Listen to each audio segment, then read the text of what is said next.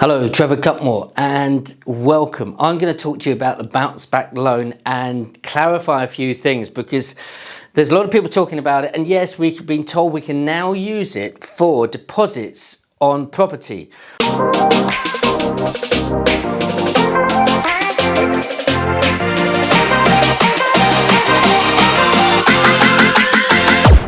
Whereas initially the government had said you can use this for your business, and I'm going to go through some of the points that we can use this money for, but they did say you cannot use it to buy a fixed asset. And yet Shawbrook this last week have just said, hey, we will accept these bounce back loans as deposit for properties, which is a fixed asset. So what do? Can we or can't we?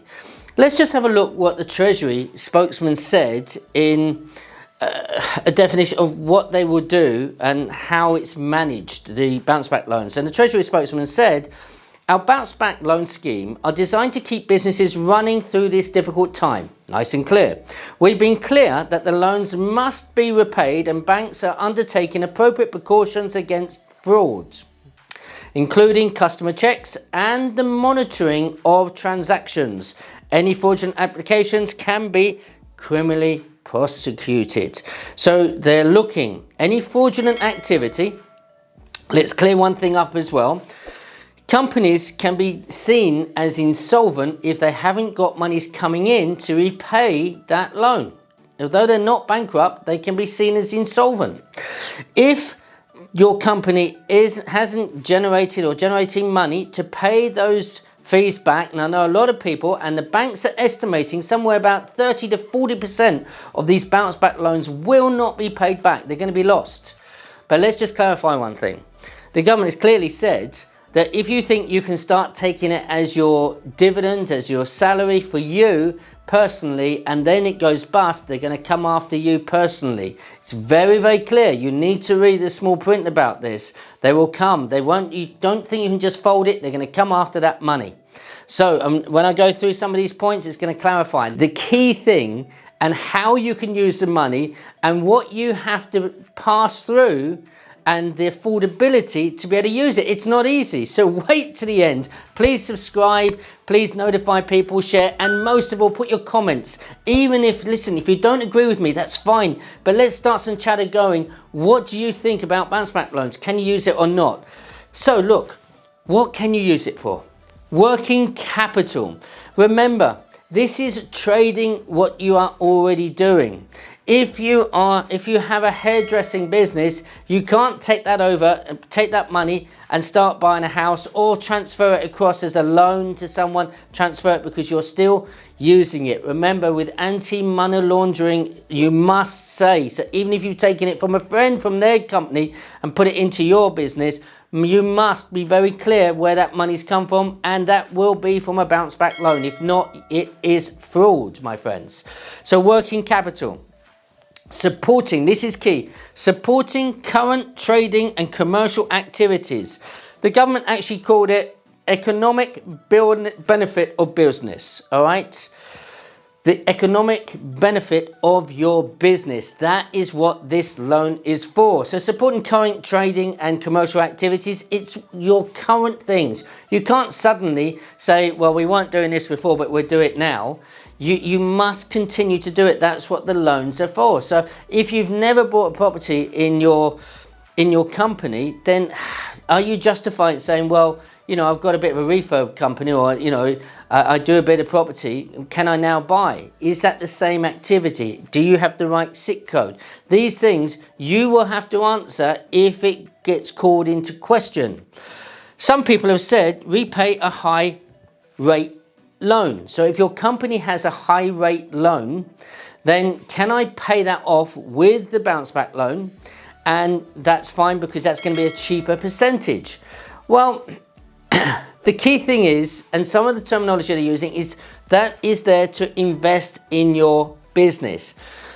What you'll need to do as a business owner is to work out what is the best use of it. Now, if the high rate loan, they're supposing you've got a rate, I don't know, 10, 11, 12%, whatever it may be, and it's costing you a fortune, then of course by using the bounce back loan, which is deferred interest, and then it's going to be 2.5%, but it's a repayment, then you've got to calculate it. That might be a good way for you to go. But don't just pay it off because you can. Think, what's the best benefit? Is it not better to build your business, create more income, and then you can pay that loan down and manage it better because you're creating income, not just reducing debt? Do you see? So think, this is the mindset of the bounce back loan. Can you pay reasonable salaries? Yes, you can. They've said you can use it to pay salaries, staff salaries. That's a perfectly legitimate expense using the bounce back loan. Not high-end salaries. They're not going to go for it. And running costs. Of course you can use it for running costs, for your gas, your electric, and anything else.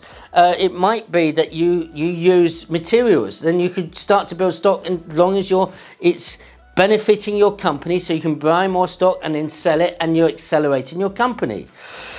Invest in the business. That is what it's for. It is for investing in your business. Can you take it out as your own salary? You can. It's very clear though. That could be as a dividend.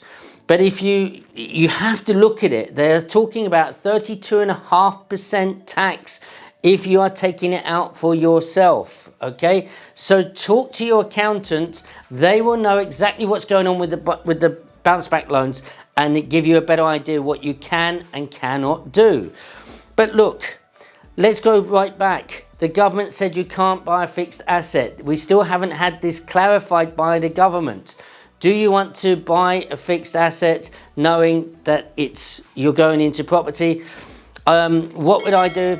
Yeah, I'm looking at it. I think I might use some of the bounce back to buy property, invest in property. Certainly I can use it for the refurbishment of it, because that's an activity of one of my companies there, or a couple of my companies, and I can use it for refurb. That's activity. Will I use it for deposit? I may or may not. It's an interesting one.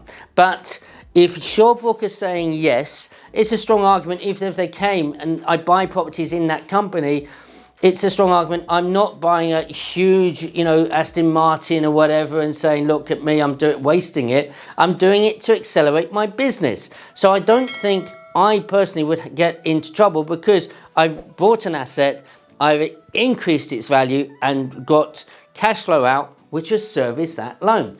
Let's look at the loan, because the loan, in my opinion, is the most important. And if you're going to buy property, this is where you can come unstuck. Let's say that you buy a property and it is worth £120,000. Okay, well, what's the deposit? You need £30,000 deposit. That's 25% of the purchase price, if you can get that. But let's just work at £30,000. All right, at 120, providing you've already got one property, you're going to pay the 3% stamp duty. So stamp duty is going to come on that, which is £3,600. On top of that, you've got survey and you've got the legal fees. Let's just call that £2,000 straight. All right, £2,000 done. So cash required to make this work. All right, we're going to do that at £35,600. All right, let's just work with me. But let's say I want to do a little bit of work to make this house a bit nicer so I get better tenants. And I might have to put a little bit of furniture. So work with me. We're just going to round it up. We're going to put £4,400 in. That means I've used £40,000 of my bounce back loan. Okay, with me. Great. We're all together.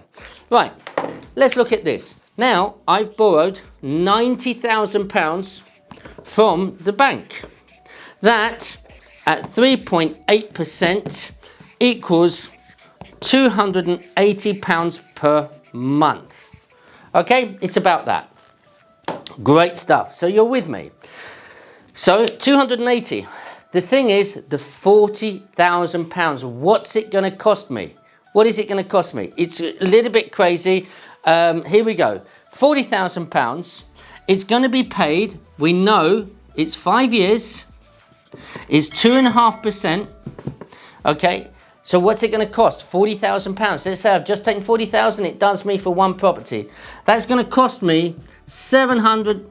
I'm going to put £710 a month. It's £709 something every month. So now what we've got to do is to take the 710 and put it together with the 280.